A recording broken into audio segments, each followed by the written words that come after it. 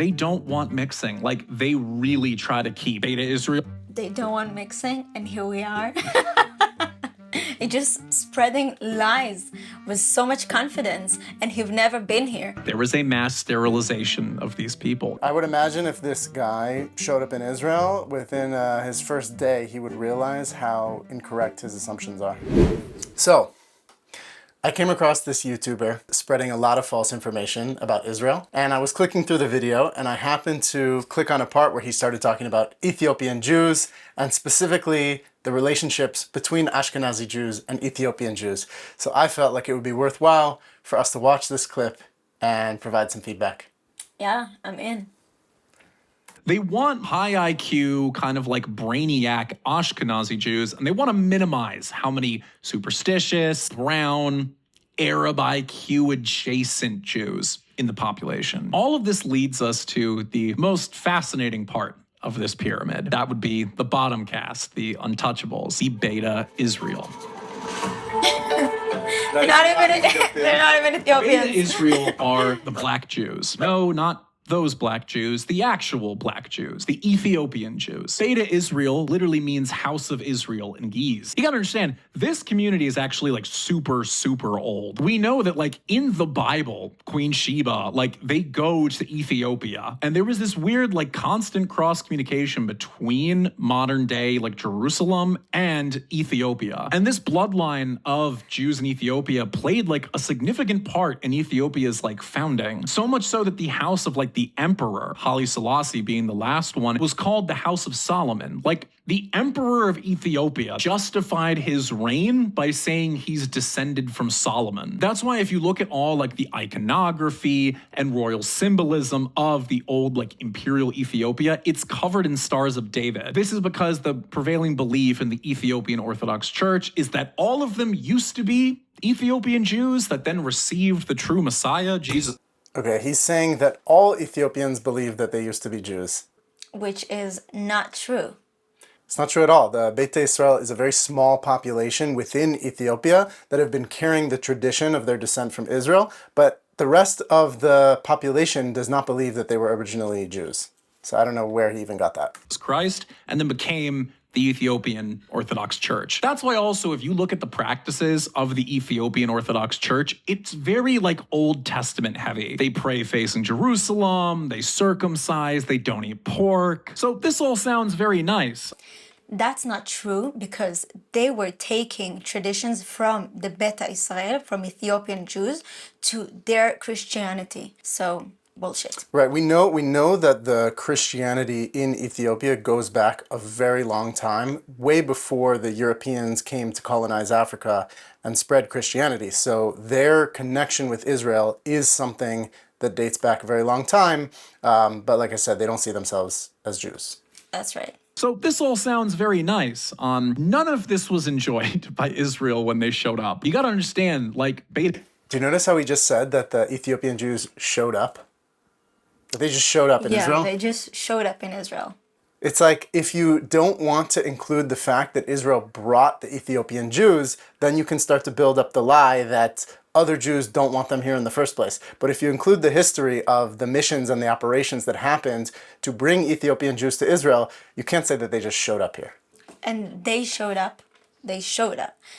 After a lot of efforts of activists, Ethiopian activists, American activists, the Israeli government, the Mossad, there was a lot of long process in order to bring them back home. But they were the one who actively, the Beta Israel community, were going to Israel with their efforts. So they didn't just show up. They did a lot of efforts to come to Israel. Right, right. Israel, they're black. Like, they look black. In the 1980s, they were first brought in as refugees from Sudanese refugee camps. They are significantly poor, like ridiculously poor. When you look at like the impoverished areas of Israel, it's all them. And they were historically treated in Israeli society as like poor. This guy has never been to Israel. It's just clear that he doesn't actually know what life in Israel looks like. Wow. It's amazing, because within one generation, we came from a country that, like, most of our community were working the land, and then we came to Israel and we needed to shift our life. And in one generation, we were overcome economic borders, social borders, and we are living in every place in Israel. So of course there are areas that like Ethiopian Jews live in poor neighborhoods, but there are also areas that Ethiopian Jews live in rich neighborhoods. But you only can see that and put a picture of an African guy who's clearly, you took that from Google in order to portray your mistaken opinion.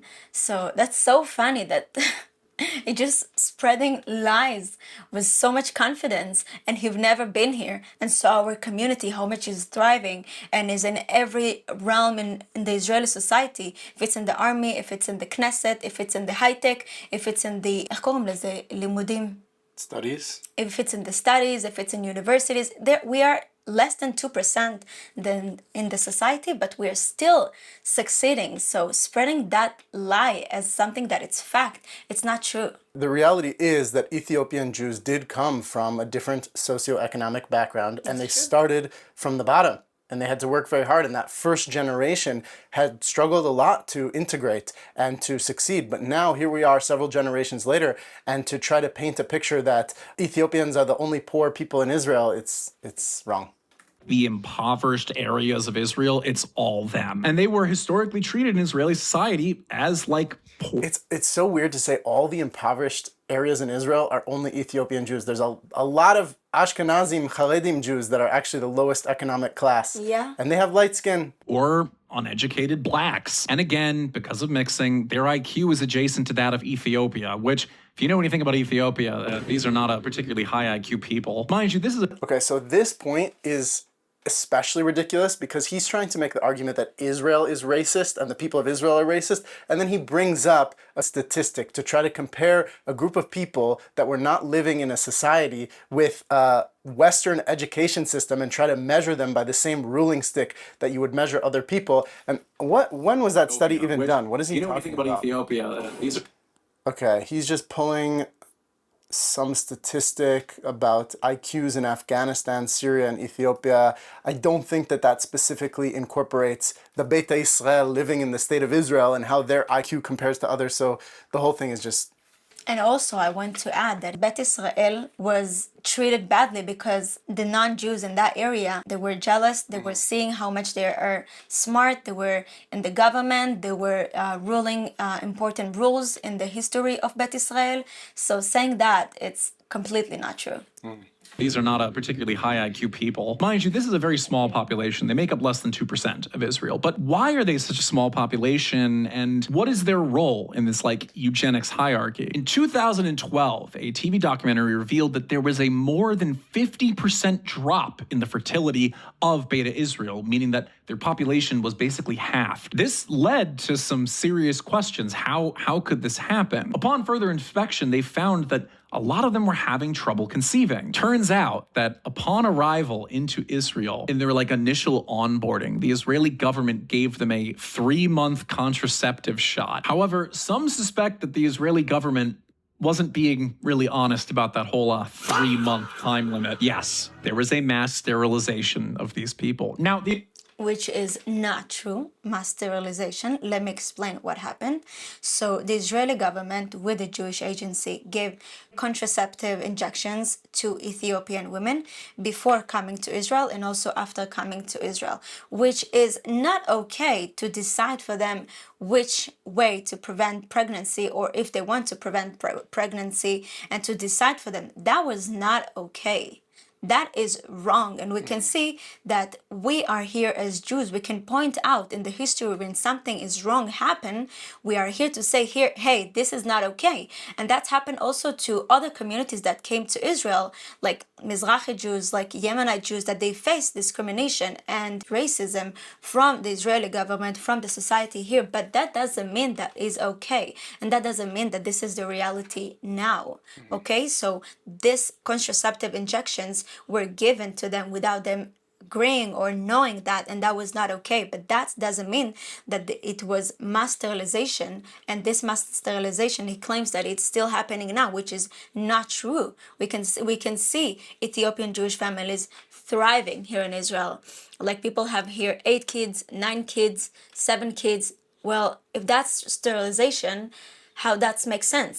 Well, the obvious question that we could ask is, if Israel's goal was really to limit the population of Ethiopian Jews, then why did they bring them in the first place? Right. So what he does is he takes a little bit of truth, and it's not just him. I mean, he learned this from other people who are spreading this. They take something and then they try to apply it to everything, and they bring in the word sterilization, which is not the right word. Sterilization means you can never have children again, not Right. a short period of time to help people adjust to a new environment that they just moved to. Not saying that it was the right thing. It was the wrong thing to do it if there was no communication and understanding, but it's not what he's trying to describe it as. There was a mass sterilization of these people. Now, the Israeli government denies that this happened, but let's be honest, there's a lot of things the Israeli government denies that we know are very, very true. And It's so ridiculous. He tries to put in 9/11 and say, oh, that's also Israel. Yeah, which was extreme Islam that was doing this, and that was admitting that they did that. And it would explain this like insane drop in fertility and this insane increase in miscarriages. This is because, yeah, they don't want mixing. Like, they really try to keep Beta Israel They don't want mixing, and here we are. population and the Ashkenazi. Like if they want really to separate, why I see in my daily life here in Israel so many mixed couples, like Mizrahi Jews and Ethiopian Jews, Ashkenazi Jews with Moroccan Jews, Ashkenazi Jews with Ethiopian Jews. There's so much mixing because we Jews came from all around the world after we've been exiled, and we came back here to the land of Israel. And you can see in the streets while you're walking, you can see mixed couples, you can see mixed kids. We know that when the initial waves of immigration came to Israel from different countries, that there was racism against the different groups. There was cultural divide, language divide. There were things that people just didn't interact with each other as much. But here we are several generations later, and you and I personally know so many couples that are one person is Ashkenazi and one person is Ethiopian. Like, it's not a rare thing. It's not a crazy thing. It's happening all over Israel. Ashkenazi population, especially, as separate as possible. The idea of them mixing is like really, really bad. Israeli society views their genetic. Like, where did he learn this from? You know? We've never been here. Who told him this information? Did he watch like an interview and think that he was an expert on it and that he should talk about this topic? You should follow our page. As like deeply, deeply inferior. And so they try very, very hard to keep them from reproducing amongst themselves, but especially with other populations. This is to say they are at the bottom of the pyramid. They are arguably like the untouchable caste. Very poor, very shunted to the side, and very, very neglected. Basically, they're the Jews of Jews. But folks, that's gonna do it. There's this ability in our generation where someone can just make up a narrative, and if they tell it in a convincing and a confident way, people will believe them. And this is how bigotry and hatred against our people has always spread.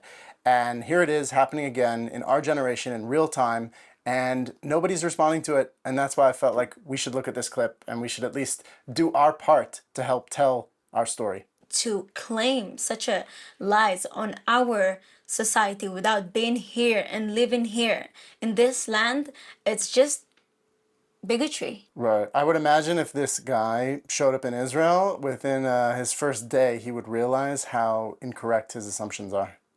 I agree. What's our closing message to the people? We are the proof that Israel society is diverse. Merging with Ashkenazi Jews, Ethiopian Jews, Mizrahi Jews, it's happening right now in Israel. And that's the Geula.